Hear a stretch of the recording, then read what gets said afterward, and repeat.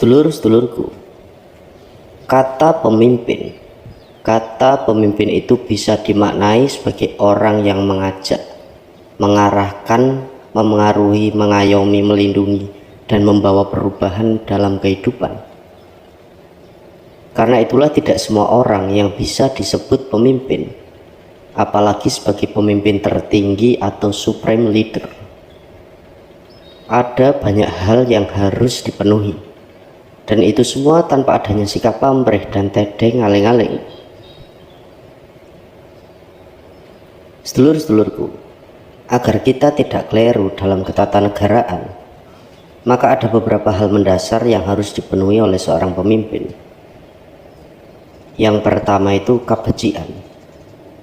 Nah, kebajikan itu berasal dari kata becik yang berarti baik atau kebaikan.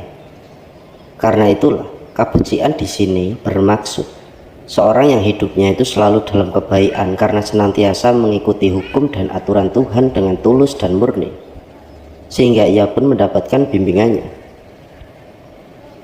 Lalu yang kedua, kawibawan. Nah, kawibawan itu berasal dari kata wibowo yang berarti telah memiliki kemampuan untuk memengaruhi dan dihormati oleh orang lain. Dan di sini tentunya karena sifat pribadinya yang berbudi dan keahliannya maksud saya yang istimewa. Karena itulah ia pun dapat memancarkan karisma sinar aura keistimewaan yang membuat siapapun terkagum-kagum kepadanya. Nah, adapun kawibawan ini bisa terpenuhi, sedulur-sedulurku, jika seseorang itu telah melakukan ketiga hal. Yang pertama, noto jiwo atau mengenal diri sejati. Lalu yang kedua, noto rogo, melatih jasad, tubuh fisik, olah kanuragan dan kadigdayan. Lalu yang ketiga, noto kaluwargo, nur ilahi, sedulur papat kalimo pancer. Nah, ketiganya itu adalah syarat utama untuk bisa memunculkan aura kewibawaan pada diri seseorang. Dan jika tidak terpenuhi, maka tidak akan ada yang namanya kewibawaan dalam arti yang sesungguhnya. Lalu yang ketiga adalah kahuripan. Nah, kahuripan itu berasal dari kata hurip yang berarti hidup.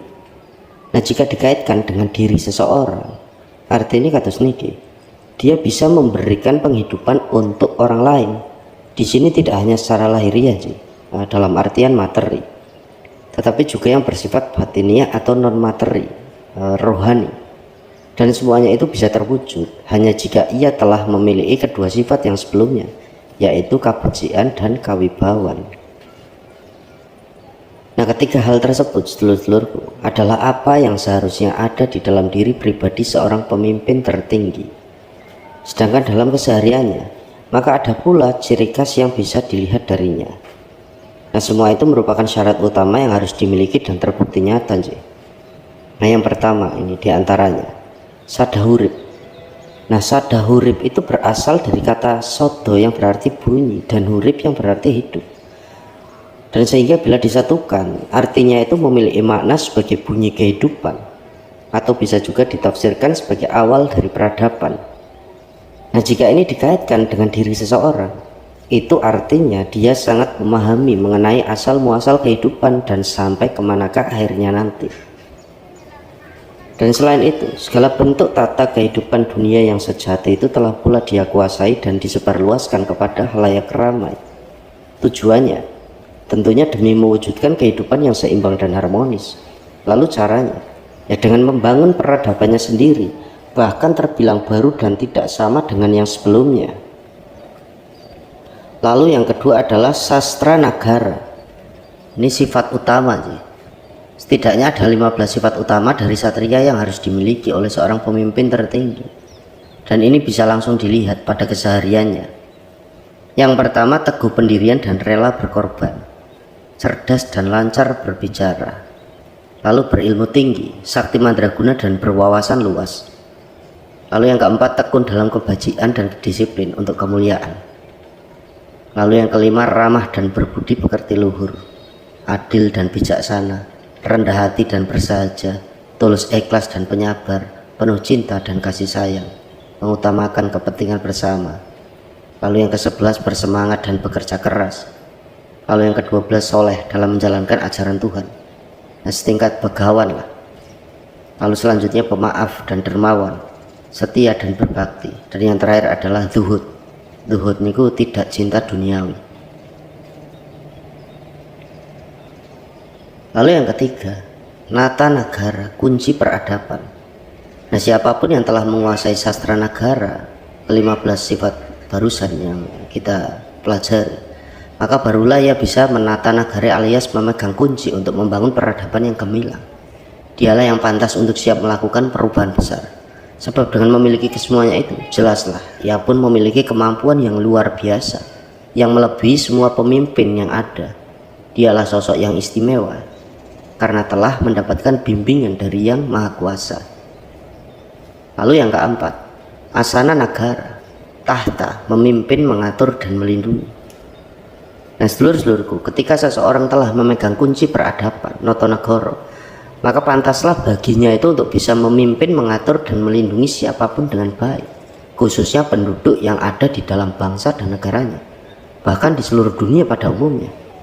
Ia telah memiliki modal yang cukup untuk bisa mewujudkannya, dan alam pun mendukungnya dengan memunculkan kekayaan yang berlimpah, serta tidak pula ada bencana besar yang mematikan. Lalu yang kelima, salaka nagara, adaptasi, terus berkembang. Nah, dengan kepantasannya, karena sudah memiliki keempat hal yang barusan kita bahas, sadahurip, sastra negara, nata negara, dan asana negara, maka seseorang baru akan bisa membawa kehidupan rakyat dan negaranya itu untuk terus berkembang, tidak berhenti atau stagnan ya, atau malah mundur. Karena apapun yang terjadi, ia mampu beradaptasi dengan kondisi yang ada, baik di dalam negerinya sendiri maupun di seluruh dunia, dan hal ini bisa terus menguntungkan bagi kehidupan bangsanya. Lalu yang keenam, taruma nagara, terbiasa, puncak kemajuan.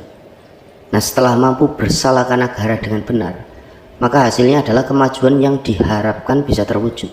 Puncak peradaban pun bisa diraih dengan hasil yang memuaskan. Inilah yang sangat diinginkan oleh semua orang terhadap pemimpinnya tentunya, khususnya bagi kehidupan penduduk negeri yang bersangkutan. Artinya, hanya dengan memiliki kelima ciri khas yang tadi kita bahas, yaitu sadahurip, sastra negara, nata negara, asana negara, dan salaka negara, seseorang itu bisa membawa negerinya itu untuk sampai pada puncak kemajuan peradaban. Inilah syarat yang harus dipenuhi oleh seorang pemimpin tertinggi untuk mencapai tujuan keberadaannya. Lalu yang ketujuh, yang terakhir, ada Kartanagara, kemakmuran dan kejayaan. Nah, inilah yang menjadi tujuan utama sebenarnya, yaitu mencapai kemakmuran dan kejayaan dunia. Syaratnya adalah dengan bisa menerapkan semua tahapan sebelumnya, yaitu kebencian, kewibawaan, dan kauripan. Dan tentunya harus ada seseorang pemimpin yang memiliki ciri khas yang sesuai dengan keenam tahapan, yaitu sadahurip, sastra negara, tata negara, asana negara, salaka negara, dan taruma negara. Nah, jika ada satu saja yang tidak dipenuhi, maka ia bukanlah pemimpin yang tertinggi. Dan kemakmuran dan kejayaan yang ada di sini tidak hanya sebatas materi, karena juga yang non materi. Keadaan lahir dan batin setiap penduduk negeri haruslah seimbang dan mampu menciptakan keharmonisan. Inilah kebahagiaan yang semestinya sebagai bekal kehidupan di akhirat nanti. Nah, seluruh-seluruhku, apa yang telah kita pelajari bersama itu hendaknya menjadi fokus perhatian kita bersama, bahwa tidaklah mudah untuk menjadi seorang pemimpin, apalagi pemimpin tertinggi yang bisa menata dunia. Jangan seenaknya mengaku-ngaku atau mudah percaya dengan orang yang mengaku-ngaku. Ingat itu, sebab ada syarat khusus yang harus dipenuhi. Dan apa yang saya sampaikan tersebut sesungguhnya hanyalah sebagiannya saja, karena seorang pemimpin itu juga harus menerima wahyu keprabon yang diiringi oleh wahyu-wahyu yang lainnya seperti wahyu purbo, wahyu sejati, wahyu cokroningrat, dan wahyu makutoromo, dan menguasai hal-hal yang lain lagi. Dan tanpa hal itu, maka tidak pantaslah siapapun itu disebut sebagai pemimpin tertinggi atau supreme leader. Sebab seorang pemimpin tertinggi itu merujuk pada diri seseorang di antara para pemimpin yang ada. Dialah yang terbaik dalam segala hal dan memegang kendali penuh atas ketatanegaraan dunia dalam kebijaksanaannya. Dialah yang sangat berpengaruh sehingga membuat orang tunduk kepadanya dengan cara sukarela ataupun terpaksa. Dialah utusan Tuhan yang membawa cahaya dan kebahagiaan hakiki. Dialah pula yang sangat dicintai karena bisa membawa kebangkitan dan perubahan yang besar menuju pada kesejahteraan. Semoga pembahasan materi kali ini bermanfaat. Mugi rahayu sagung dumadi.